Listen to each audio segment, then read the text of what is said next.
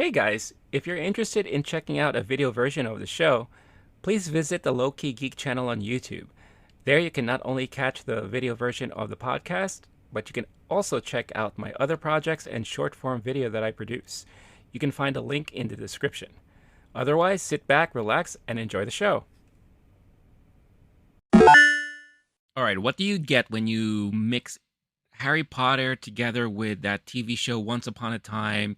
You add a sprinkling of CW on it, and you attach the director who made Bridesmaids and that 2016 all-female Ghostbusters movie. Well, you get this movie, The School for Good and Evil, hitting Netflix, and I'll tell you why I think this might be something worth watching for some of you out there. I'll explain all about that and give you my thoughts about the movie right now. I'm your best friend. Evil is controlling you. I like the new me.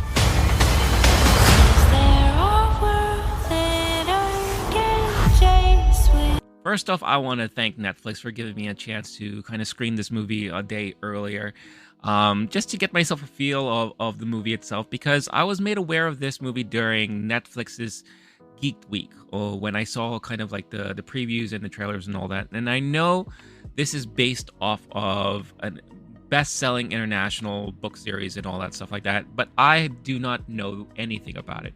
I have not read any of the books, so I am approaching this pretty fresh. Of course, I'm familiar with the director Paul Feig, who's better known for his comedies like Bridesmaids and stuff like that. So I do find it interesting that he is directing a movie like this, especially after seeing what he does with some major IP property like, let's say, Ghostbusters. So of course, I'm a little hesitant when it comes to that stuff. However, I will say that after watching this movie, I am probably not your demographic for a movie like this, but I could imagine if I had a young daughter, or kids, this would be a movie that I'm sure they would love. And as a parent or as an adult watching it along with kids, it's not as painful as any other young adult type of movies that are out there. The cast they got for this movie is actually pretty impressive when you have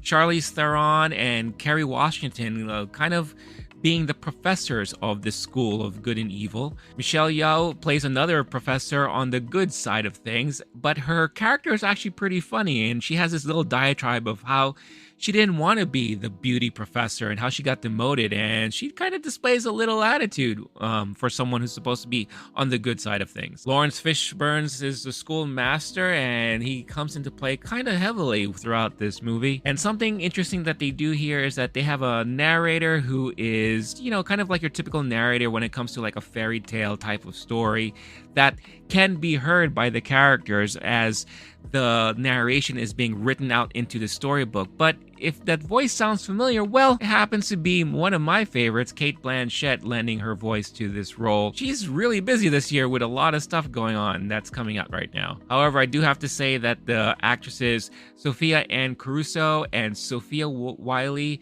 who play the two main actresses, the best friends here, do an amazing job, and their chemistry together is actually very, very good. I don't know anything about these actresses, but I was really pleasantly surprised and pleased with their performances. And let's be honest, all the performances throughout this movie were actually really well done and quite enjoyable. Now, if you're not familiar with the story like I was, basically you have these childhood friends growing up together, one with a major dream of wanting to be a princess, the other one, well, kind of like living life, but has ties to witchery and all that. And they find out about this school of good and evil that kind of is the pathway to all the fairy tale princesses and villains that we are all accustomed to. They know all this because they are heavy readers of such stories like Cinderella and Snow White. Once they catch wind of this, Sophie, the one who has the dreams and aspirations to be a princess and who wants to leave her little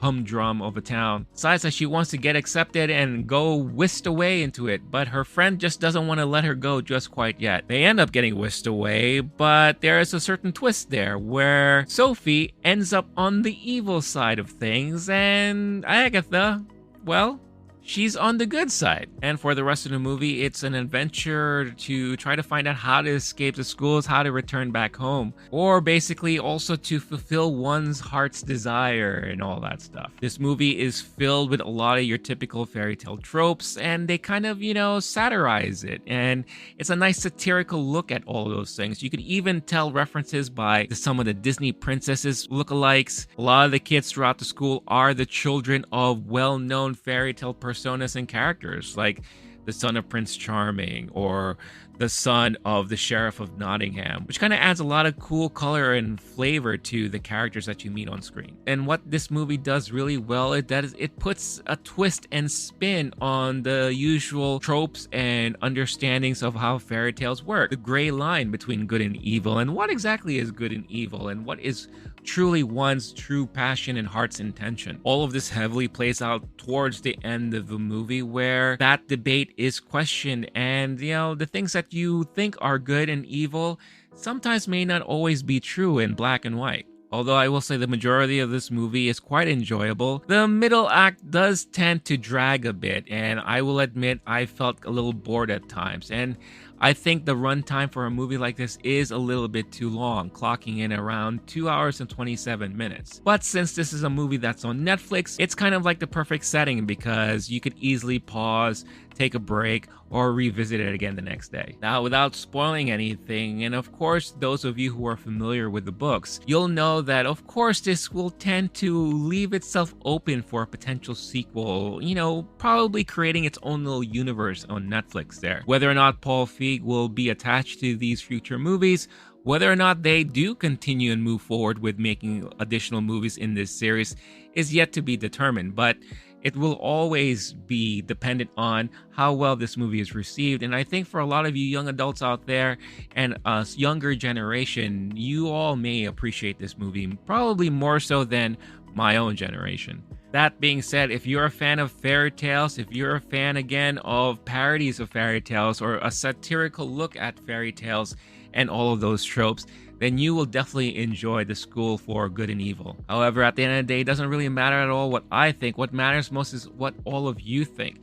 Is this a movie that you're looking forward to watching? If you've seen it already, what did you think about it? And what was your favorite part and twist in the movie? Let me know in the comments. And I always enjoy conversations about movies and all those things with all of you out there. So comment. If you're brand new to this channel and you happen to come across this video and you like what you see, don't forget, hit that like button, subscribe to the channel if you haven't done so already. Hit that notification bell so you can get notified every time a new video is uploaded. I appreciate all the love and support. And again, thank you so much for watching. Stay cool, stay classy, stay safe, and I'll catch you all in the next one. Peace.